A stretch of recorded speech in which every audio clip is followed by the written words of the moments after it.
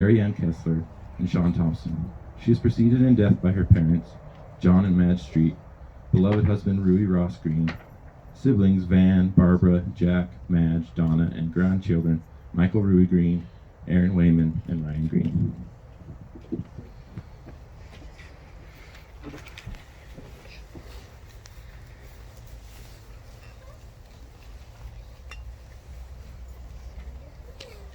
I'm already crying.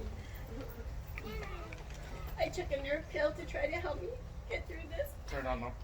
Is it not on? Okay. That makes it worse. Now you can hear me cry better, right? I just wanted to remind everybody who's here to please sign the guest book. I would appreciate that so much. I have to read this mostly because I'm going to be too emotional. It's really, here I go. Bear with me. It's very difficult to cover what an amazing person my mom was in a short time. So I hope that you guys will share your feelings as well once I'm finished. Any of you who have any thoughts or memories. My mama was the most loving, honest person I've ever known.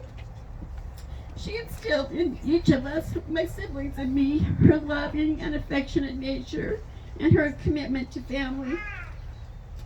And we have seen that loving nature and commitment to family carried forward with each of our children and our grandchildren as they carry on that legacy left with us.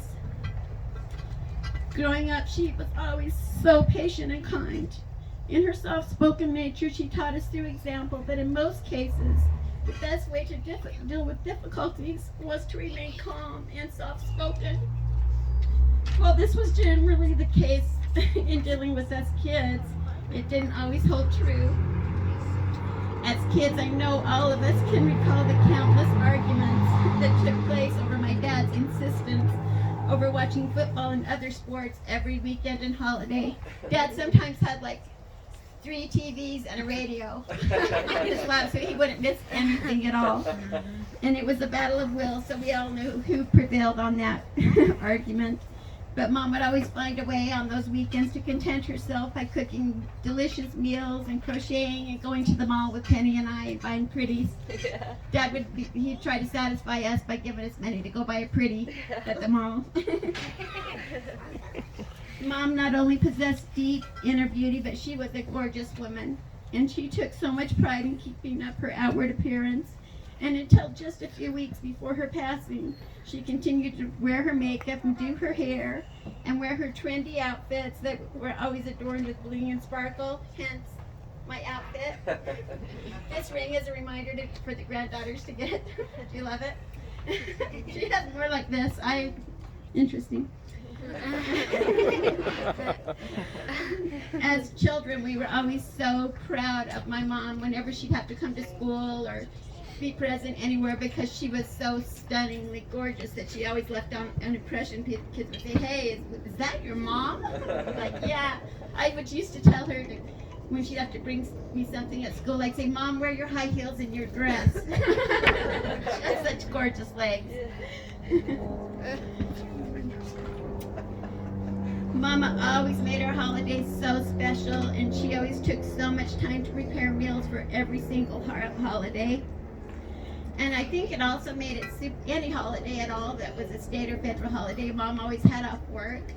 And to me and to my siblings, that made that holiday so special. I looked forward to every Labor Day, Memorial Day, every holiday because it was that warmth that was in the household that my mom brought and the meals that we would have such delicious meals. She always made the best macaroni and potato salads. And you guys, my children, all know that I try to do the same and compete with what I got my recipe from her.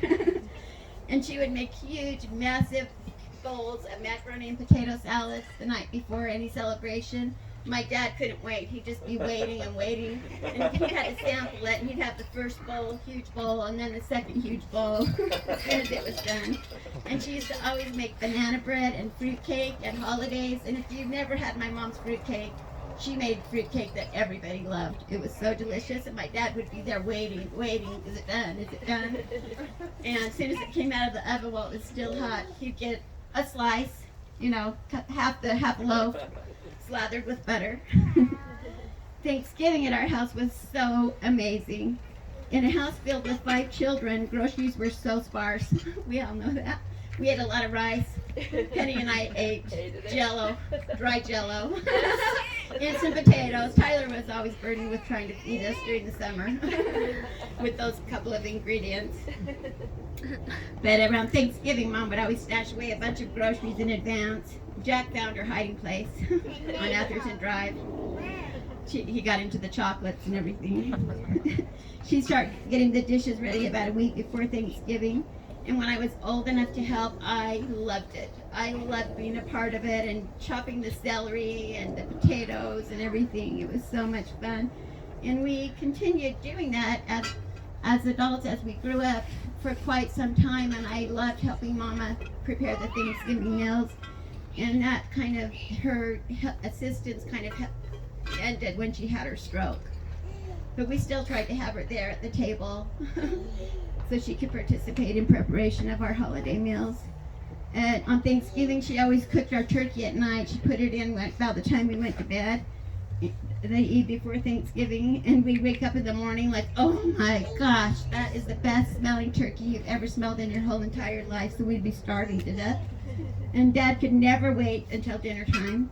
So our dinner was always on the table by noon, or sooner. 10 o'clock. 10 o'clock. 10 o'clock. And Thanksgiving was the only time that we were allowed to eat on the gold engraved china that Dad sent home from Japan when he was in the Navy. It's 24 karat gold engraved. And there's some pieces of it over here on the table. And to me, that was like so amazing. I loved getting those dishes out and shining them and setting the table. It was so much fun. I like the apple plates. Those And the are my apple favorite. plates. There weren't enough for everybody to eat off the pretty fancy gold plates. So Dad also sent home these apple plates. Yeah. And that's what Penny and I got to eat on. Yes. And I kind of like my stuffing. The apples had faces. My stuffing on the eye. And fruit salad and somewhere else. It was so much fun. And I have those dishes displayed in my china cupboard now with a whole bunch of Mom's keepsakes and actually some of my grandmother's and great-grandmother's things. So those things are extremely special to me. Thanksgiving also was like, since we ate Thanksgiving for breakfast, the food was out all day. And we would eat from breakfast till we went to bed that night with fat tummies. I used to run around the block like as many times as I could early in the morning to make sure I could eat tons that day before my brothers hogged it all. My dad first, then my brothers.